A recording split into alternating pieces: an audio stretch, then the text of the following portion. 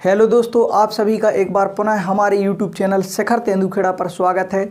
हम अपने YouTube channel पर संपूर्ण मध्य प्रदेश जिले और संभाग के रूप में पढ़ रहे हैं। उसी के अंतर्गत मैं आज आपके लिए शहडोल संभाग का एक और नया जिला पढ़ाने वाले हैं, जो कि है कौन सा, उमरिया जिला। आज हम देखेंगे उमरिया जिला के वो पॉइंट देखेंगे जो आपको या प्रतियोगी परीक्षाओं में पूछे जा सकते हैं। तो आप लगातार वीडियो में बने रहिए। आज हमके पहले मैंने शहडोल संभाग के अंतर्गत आने वाला पहला जो जिला है वो शहडोल स्वयं जिला है, उसको मैंने पढ़ा दिया है। उसकी लिंक मैं डिस्क्रिप्शन बॉक्स में दे दूंगा।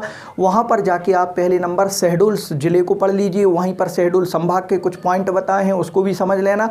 उसके बाद आज अपन देखने वाले हैं किसके बारे में, उमरिया जिला के बारे में। तो लगातार वीडियो में बने रहिए। उमरिया जिला के जो पॉइंट है, इंपोर्टेंट पॉइंट है, एक एक पॉइंट को हम बोर्ड पर लिखे देते हैं, डिस्कशन करेंगे। तो आप लगातार वीडियो में बने रहिए। जैसा कि हम पहले भी आपको बता चुके हैं कि किसी भी जिला को पढ़ने के पूर्व यह 4 पॉइंट जानना अति आवश्यक होता है, जिससे जिले की हमें सामान्य जानकारी मिल जाती है। तो पहला पॉइंट क्या है, जनसंख्या। तो सबसे पहले नंबर हम देखेंगे कि उमरिया जिले की जनसंख्या कितनी है। तो उमरिया जिले की जो जनसंख्या है वो है 6,44,758। 6,44,758 व्यक्ति यहाँ की क्या है, जनसंख्या है। एक बार फिर से देखते हैं, व्यक्ति यहाँ की क्या है, जनसंख्या है। तो उमरिया जिले की जो जनसंख्या है वो कितनी है, 6,44,758 व्यक्ति यहाँ की क्या है, जनसंख्या है। अब इसके बाद में दूसरा पॉइंट क्या लिखा है, लिंगानुपात। मतलब उमरिया जिले का लिंगानुपात कितना है। तो सबसे पहले नंबर लिंगानुपात समझ लीजिएगा कि लिंगानुपात होता क्या है। प्रत्येक 1000 पुरुषों पर जो वहाँ की महिलाओं की जनसंख्या होती है या महिलाओं की जो संख्या होती है, वह उस जिले का लिंगानुपात कहलाता है। तो हम देखते हैं उमरिया जिले का जो लिंगानुपात है, उमरिया जिले का लिंगानुपात कितना है, 950। 950 यहाँ का क्या है, लिंगानुपात है।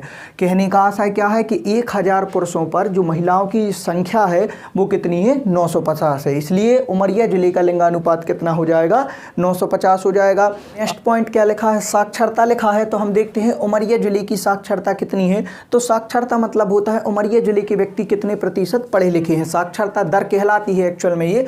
तो साक्षरता दर देखते हैं, तो जो साक्षरता दर वो कितनी है, 65.9% व्यक्ति यहाँ के कैसे हैं, पढ़े लिखे हैं। तो साक्षरता दर देख ली। अब देखते हैं जनसंख्या घनत्व। तो उमरिया जिले का जनसंख्या घनत्व कितना है, ये भी कई बार क्वेश्चन में पूछ लिया जाता है। या फिर सबसे पहले नंबर हम समझते हैं कि जनसंख्या घनत्व होता क्या है। तो इकाई क्षेत्रफल में निवास करने वाले व्यक्तियों की जो माप होती है वह उस जिले की क्या कहलाती है, जनसंख्या घनत्व कहलाता है। तो हम देखते हैं उमरिया जिले का जनसंख्या घनत्व। तो उमरिया जिले का जनसंख्या घनत्व कितना है, 158। उमरिया जिले का जनसंख्या घनत्व 158 व्यक्ति प्रति वर्ग किलोमीटर, व्यक्ति प्रति वर्ग किलोमीटर यहाँ का क्या है, वर्ग किलोमीटर यहाँ का क्या है, जनसंख्या घनत्व है। तो आपने क्या देखा कि जो उमरिया जिले का जनसंख्या घनत्व है वो कितना है, 158 व्यक्ति प्रति वर्ग किलोमीटर यहाँ का क्या है, जनसंख्या घनत्व है। अब देखते हैं जिले का क्षेत्रफल। तो उमरिया जिले का जो क्षेत्रफल है वो कितना है, 4076। इसको क्या लिख सकते हैं, 4076 वर्ग किलोमीटर। वर्ग किलोमीटर यहाँ का क्या है, वर्ग किलोमीटर यहाँ का क्या है, उमरिया जिले का क्षेत्रफल है। तो इतने 4 पॉइंटों को उम्मीद करते हैं कि आपको समझ में आया होगा। अब इसके बाद हम इसके उमरिया जिले के वह पॉइंट देखते हैं जो लगातार आपको प्रतियोगी परीक्षाओं में पूछे जाने वाले पॉइंट हैं, या आगे चल के आपको पूछे जाएंगे, या पिछले पेपरों में पूछे जा चुके पॉइंट को हमने लिखा है। तो अपन एक एक करके पॉइंट पर डिस्कशन करते हैं। तो सबसे पहले नंबर इसमें क्या लिखा है कि 1998 में जिला बनाया गया। तो उमरिया जिला पूछा जाता है कई बार कि उमरिया जिला है किस सन में इसको जिला बनाया गया। तो 1998 में उमरिया को क्या जिला बनाया गया। अब आगे देखते हैं जो कि वेरी आईएमपी पॉइंट लिखा है कि मध्य प्रदेश का सर्वाधिक लाख उत्पादित करने वाला जिला कौन सा है, तो उमरिया है। तो मध्य प्रदेश में सर्वाधिक लाख का उत्पादन कहाँ पर होता है, तो मध्य प्रदेश में सर्वाधिक लाख का उत्पादन होता है उमरिया जिले में होता है। अब इसके बाद में वेरी आईएमपी नंबर का पॉइंट, इसमें क्या लिखा है कि बांधवगढ़ राष्ट्रीय उद्यान कहाँ पर है, उमरिया में है। तो राष्ट्रीय उद्यान उमरिया जिले में है, जो कि 1968 में क्या बनाया गया था, राष्ट्रीय उद्यान बनाया गया था। इसके बाद एक और पॉइंट पूछा जाता है कि जो राष्ट्रीय उद्यान कब बनाया गया था, 1968 में बनाया गया था, लेकिन इसे टाइगर प्रोजेक्ट में कब शामिल किया गया है। तो बहुत अच्छे से यहाँ पर लिख देते हैं टीपी यहाँ पर लिख देते हैं टीपी। टीपी का मतलब समझना टाइगर प्रोजेक्ट। टीपी मतलब क्या? Tiger project. तो यह 1993 में काय में शामिल किया गया था? टाइगर प्रोजेक्ट में शामिल किया गया था। इस पॉइंट को एक बार फिर से अपन पढ़ लेते हैं। क्या लिखा है कि बांधवगढ़ राष्ट्रीय उद्यान कहाँ आता है? उमरिया जिले में आता है। यह कब राष्ट्रीय उद्यान बनाया गया? तो 1968 में राष्ट्रीय उद्यान बनाया गया तथा इसे बांधवगढ़ राष्ट्रीय उद्यान को 1993 में टाइगर प्रोजेक्ट में शामिल किया गया। तो इस प्रकार इतने पॉइंट उम्मीद करते हैं कि आपको समझ में आए होंगे। यदि यह पॉइंट आपको समझ में आए हैं तो वीडियो को लाइक कर दीजिए, अधिक से अधिक अपने दोस्तों के साथ शेयर कीजिए।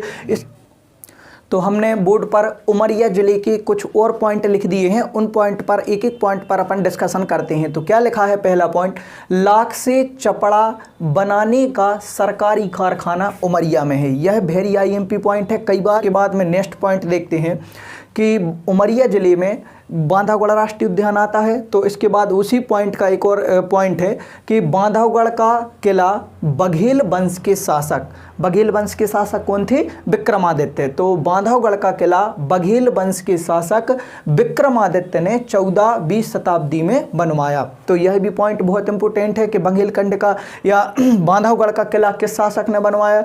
तो बांधवगढ़ का किला है जो विक्रमादित्य ने बनवाया। यह क्वेश्चन इस प्रकार भी पूछा जा सकता है कि जो विक्रमादित्य थे वह किस वंश से संबंधित थे? तो वह किस वंश से संबंधित थे? बघेल वंश से संबंधित थे। तो यह भी पॉइंट वेरी IMP है। इस पॉइंट से आपके 1 2 3 4 क्वेश्चन बन सकते हैं। आगे देखते हैं, उमरिया जिला है। उमरिया जिले में कौन कौन सी चीज़ें दार्शनिक स्थल है? तो उमरिया जिले के बांधवगढ़ किला के अंतर्गत एक तालाब भी आता है। तो देखते हैं कि शेष शाही तालाब एवं विष्णु मंदिर दार्शनीय हैं। तो यह दोनों चीज़ें कहाँ पर हैं? यह दोनों चीज़ें भी उमरिया जिले के अंतर्गत आती हैं। अब योजना शुरू हुई थी, तो वह योजना कौन सी है? 1 ग्राम और 1 सरोवर। इसका मतलब क्या है? यह प्रत्येक गाँव में क्या होना था? एक तालाब होना था।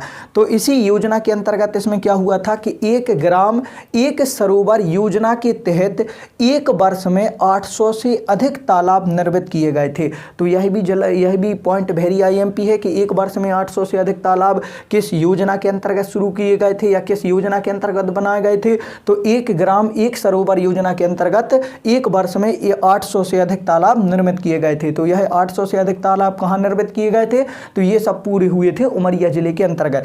तो इस प्रकार हमने उमरिया जिले का एक छोटा सा वीडियो बना के आपको पूरा उमरिया जिले समझाया है, जो कि पढ़ने की दृष्टि से बहुत इंपॉर्टेंट है, या पढ़ने की दृष्टि के साथ साथ जो हमारी प्रतियोगिता पेपर वगैरह में जो क्वेश्चन पूछे जाते हैं उन पॉइंटों को हमने लिया है। पढ़ने की दृष्टि से बहुत सारा है, लेकिन अपन को थोड़ी सा स्मार्ट वर्क पढ़ाई करना है कि जो पॉइंट आपके पेपर में पूछे जाते हैं उन पॉइंटों को हमने लिया है। तो इस प्रकार वीडियो यदि आपको अच्छा लगा है तो वीडियो को लाइक कर दीजिए, अधिक से अधिक अपने दोस्तों के साथ शेयर कीजिए।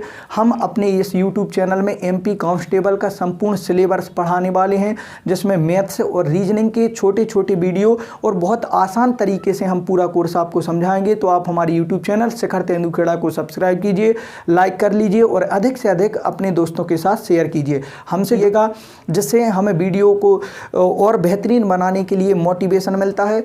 तो लगातार आप वीडियो को देखते रहिए और अधिक से अधिक अपने दोस्तों के साथ शेयर कीजिए। मैं अजय तिवारी आप सभी का धन्यवाद करता हूँ। जय हिंद, जय भारत।